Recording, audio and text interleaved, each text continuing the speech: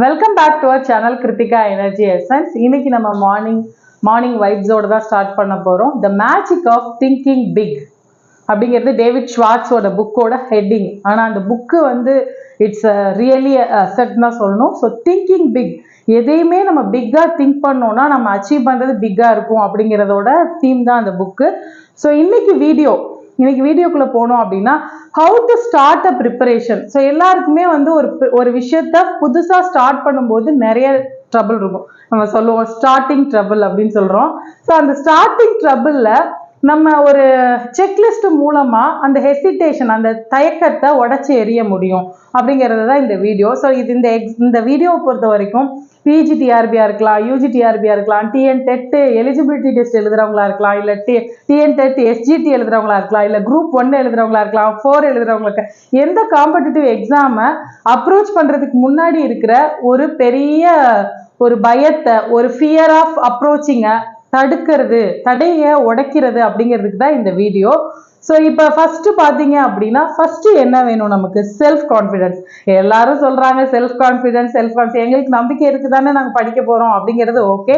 So என்ன self confidence இருக்கணும் அப்படின்னா, என்னால் கண்டிப்பா இது முடியுமா முடியாதா, படிக்க முடியுமா, இவ்வளோ பேர் அப்ளை பண்றாங்க, இவ்வளோ பேர் எழுதுறாங்க, 3 இயர்ஸா படிக்கிறாங்க, 5 இயர்ஸா படிக்கிறாங்க, இதுக்கு நடுவில் என்னால் முடியுமா முடியாதான்னு ஸ்டார்ட் பண்ணவே பண்ணாதீங்க. Definitely I can do it, என்னால் முடியும் அப்படிங்கிறதோட ஸ்டார்ட் பண்ணுங்க. ஸோ நெக்ஸ்ட் எடுத்தீங்கன்னா கான்ஸ்டன்ட் எஃபர்ட். ஸோ கான்ஸ்டன்ட் எஃபர்ட்னா என்ன? இப்போ ஃபர்ஸ்ட் அட்டம்ப்ட்ல கிடைக்கல, இல்லை நம்ம டெஸ்ட்டே எழுதி பார்க்குறோம், நடுவில் ஒரு டெஸ்ட் சென்டர்ல எழுதி பார்க்குறீங்க, இல்லை நீங்களா எவால்வேட் பண்ணி பார்க்குறீங்க, ஆன்சர் பண்ண முடியல, 30க்கு 15 கூட ஆன்சர் பண்ண முடியல, நான் எக்ஸாம் எப்படி எழுதுறது, அந்த ஹெசிடேஷனுக்குள்ள அடுத்து போகாதீங்க. கான்ஸ்டன்ட் எஃபர்ட் நமக்கு கான்ஸ்டன்ட் எஃபர்ட் அப்படிங்கிறது முக்கியமானது. மோட்டிவேஷன் நான் ஏற்கனவே நிறைய வீடியோஸ் போட்டிருக்கேன் அதை பத்தி. மோட்டிவேஷன் அண்ட் டிட்டர்மினேஷன் நான் சொன்னதுதான். ஆசைப்பட்டா மட்டும் பத்தாது, அடம் பிடிக்கணும். அந்த அடம் தான் நம்மளோட கான்ஸ்டன்ட் எஃபர்ட். நான் விட்டுட்டு போமாட்டேன், நான் படிச்சுதான் ஆவேன், படிச்சு என்னோட வேலையை நான் வாங்கிதான் ஆவேன் அப்படிங்கிறது தான் நம்மளோட கான்ஸ்டன்ட் எஃபர்ட். ஸோ நெக்ஸ்ட் எடுத்துக்கிட்டீங்கன்னா full analysis of question paper.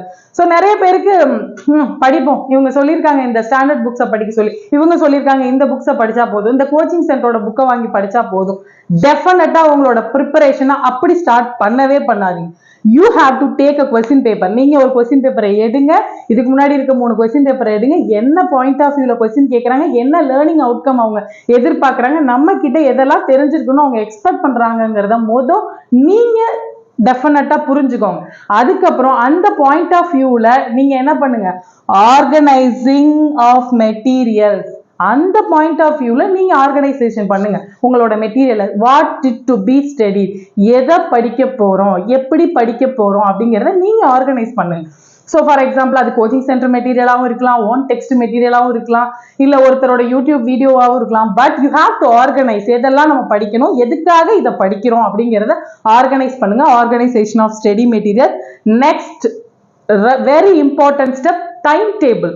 So உங்களுக்கு எக்ஸாமுக்கு எவ்வளோ டேஸ் இருக்கு, அந்த டேஸை நம்ம எப்படி பயன்படுத்திக்க போறோம். ஸோ ஃபார் எக்ஸாம்பிள் நீங்க டைம் டேபிள்லாம் பார்த்தீங்க அப்படின்னா ஓவராலா அந்த ஆர்கனைசேஷன் ஆஃப் மெட்டீரியல்ஸ்ல நமக்கு எவ்வளோ மெட்டீரியல் எவ்வளோ இருக்கு, அதை படிக்க எவ்வளோ டேஸ் தேவைப்படும், அதுக்கு நம்ம ஒரு டேல எவ்வளோ நேரம் ஒதுக்கணும், இதெல்லாம் பேஸ் பண்ணி தான் டைம் டேபிள் போடணும்.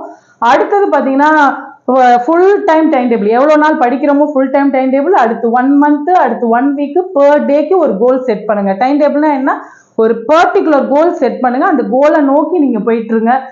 இன்னைக்கு டேல நான் முடிக்கல, என்னோட கோலை நான் முடிக்கல அப்படின்னா உங்களோட பிஹேவியர் ஃபிளெக்சிபிலிட்டி ஏற்கனவே ஒரு வீடியோல போட்டிருக்கேன். How can you change your mind by auto suggestion, பார்க்காதவங்க பார்த்துருங்க. ஸோ என்ன அப்படின்னா நம்மள ஆட்டோ சஜஷன் பண்ணி பிஹேவியர் ஃபிளெக்சிபிலிட்டி, நான் முடிக்கல, என்னோட கோலை நான் முடிக்கல அப்படின்னா என்னோட ரொட்டீன் ஒர்க்கை எப்படி சேஞ்ச் பண்ணா என்னோட கோலை அச்சீவ் பண்ண முடியுது அப்படிங்கிற பிஹேவியர் ஃபிளெக்சிபிலிட்டி உங்களுக்குள்ள கண்டிப்பா வரணும். ஸோ அடுத்து பார்த்தீங்கன்னா டெஸ்ட் ரிவிஷன். ஸோ நான் படிக்கிறத ரீகேப் பண்ணிட்டே இருக்கணும். நான் ஒரு 3 days படிச்சிட்டேன்னா ஒரு தடவை நம்ம ரீகேப் பண்ணணும். அடுத்ததுல சும்மா டெஸ்ட்னா நம்ம கம்பல்சரியா ஆர்கனைசிவா இப்படிதான் எழுதணும், இந்த இத்தனை மார்க் எழுதணும் அப்படி கிடையாது. நீங்களா எவாலுவேட் பண்ணி பார்த்துக்கலாம். அதுக்கப்புறம் டயக்னசிஸ்ன்னு சொல்லுவாங்க. திரும்ப அந்த குறை எந்த இடத்துல நமக்கு கஷ்டமா இருக்கோ அதை திரும்ப ரீகேப் பண்ணலாம். இல்ல ஒரு பாயிண்ட் ஆஃப் வியூல ரீகேப் பண்ணி பார்த்துட்டே இருக்கலாம். எதெல்லாம் ஹாட் டாபிக்ஸ், எதெல்லாம் ஈஸியா தெரியுது, எந்த டாபிக்லாம் நம்ம புரிஞ்சிருச்சு புரியலங்கிறத நம்ம டெஸ்ட் மூலமா கண்டுபிடிச்சிடலாம். அந்த டெஸ்டோட வேல்யூஸை வச்சு நம்ம ரிவிஷன் பண்ணணும். ஸோ இது ஒரு கான்ஸ்டன்டான அழகான ஒரு படிநிலை அப்படின்னு நான் சொல்லுவேன். இதை நீங்க கண்டிப்பா ஃபாலோ பண்ணீங்கன்னா நீங்க டெஃபினட்டா you can be a winner. So இந்த வீடியோ உங்களுக்கு பிடிச்சிருந்துச்சுன்னா லைக் பண்ணுங்க, ஷேர் பண்ணுங்க, and subscribe my channel and share my channel to your friends, those who are getting ready to any competitive exam. Thank you friends.